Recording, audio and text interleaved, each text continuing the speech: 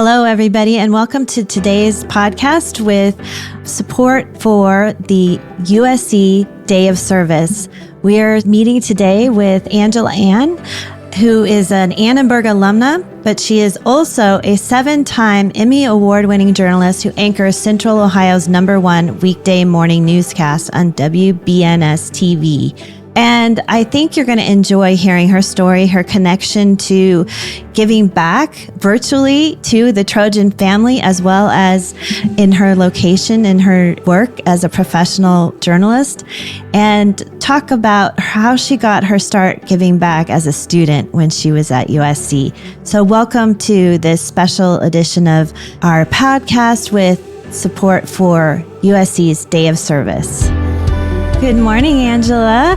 I am so excited to welcome you today to this Alzheimer's Therapeutic Research Institute podcast. And we're doing a special episode with you today about USC's Day of Service, where USC's Trojans come together to make a difference in their local communities.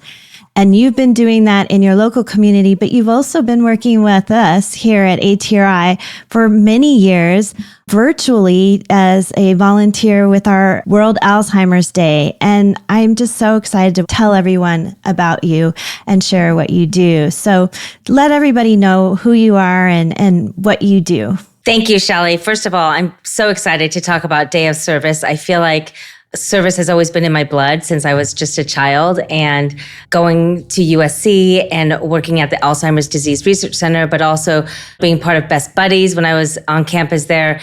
It meant so much to be able to give back to the community, not only at USC, but our surrounding communities, right? And when you can see that needle move in someone's life and know that you had a little bit of a hand in that, it's so rewarding. So I think I've carried that throughout my life. And then here in Columbus, Ohio, I am a news anchor for WBNS 10 TV. I have been here now 25 years. I know. Wow. I know. It's coming up on 25. Never thought I would come to the middle of the country. Grew up in Jersey, went to college at SC, fight on. And I always thought I'd end up on one of the coasts. And here I am 2.5 decades later, still in Ohio. But I love it. And I think part of the reason, Shelley, that I stayed here is because I started building those roots, and it was all rooted in giving back, community, nonprofits. That whole service really spoke to me, and I really realized that in my role as a journalist, I could also have a platform for people who might need it more than me. So there you have it. Angela in a nutshell.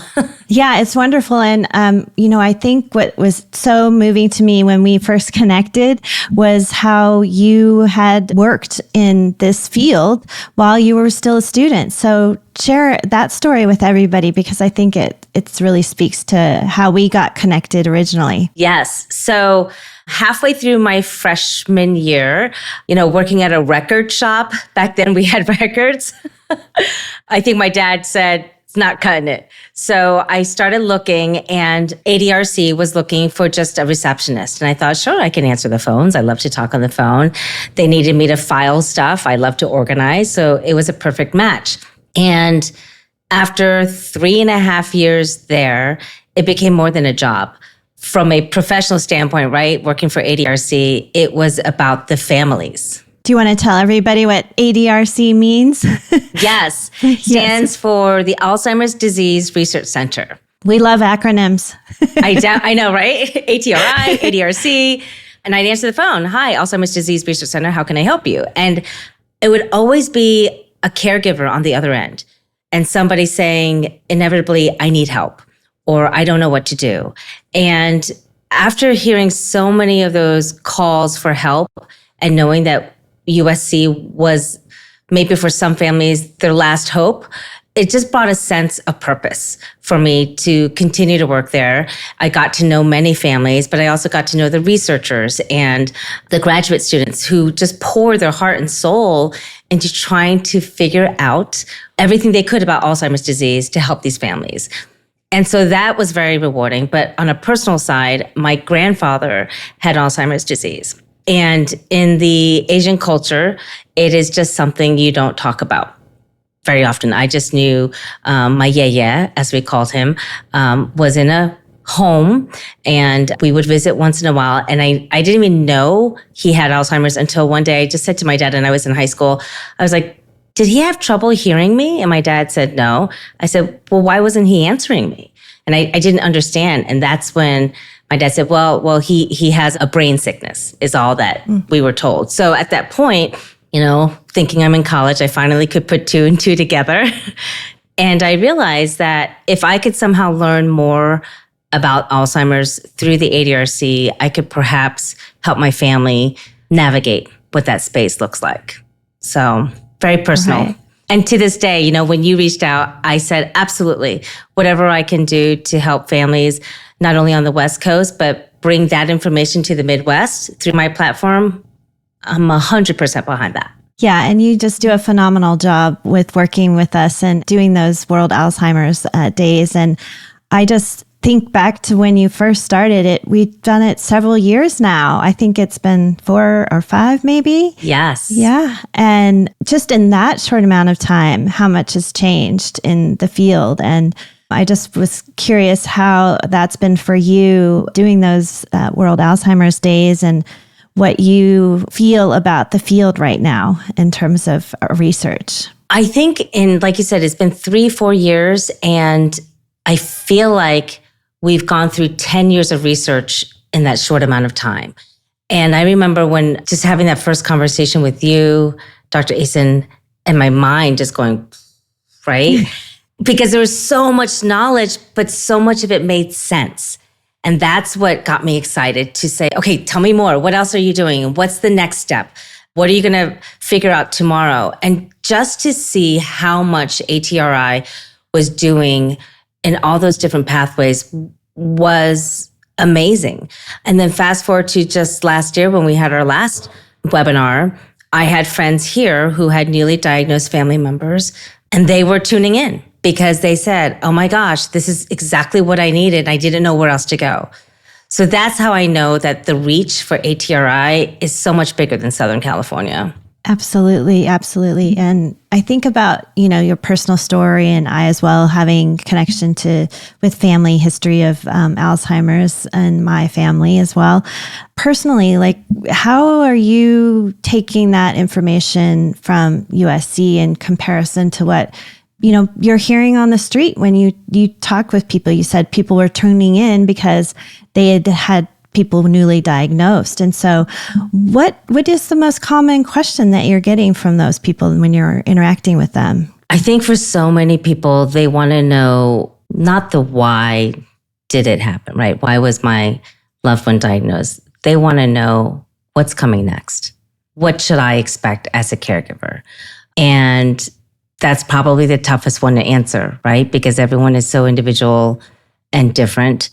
So I feel like based on just the little knowledge that I gained in the 3 years as a receptionist, I took more away from the researchers in how they interacted with the families, the empathy that they showed as, families would come in and they sometimes would sit outside for 2 hours, while the testing was underway. And I would watch how they'd come out and just let them know what was going on and keep them in tune in that process. And so through that, I realized how important that communication is so that the caregiver isn't felt like they're left in the dark. And so for my friends and even coworkers who come to me and say, well, you did this at USC, what comes next? I just tell them, make sure that you have that open communication with somebody. It doesn't have to be the lead researcher, but it has to be somebody that you feel connected and heard, because that's sometimes much more comforting than having the scientific answer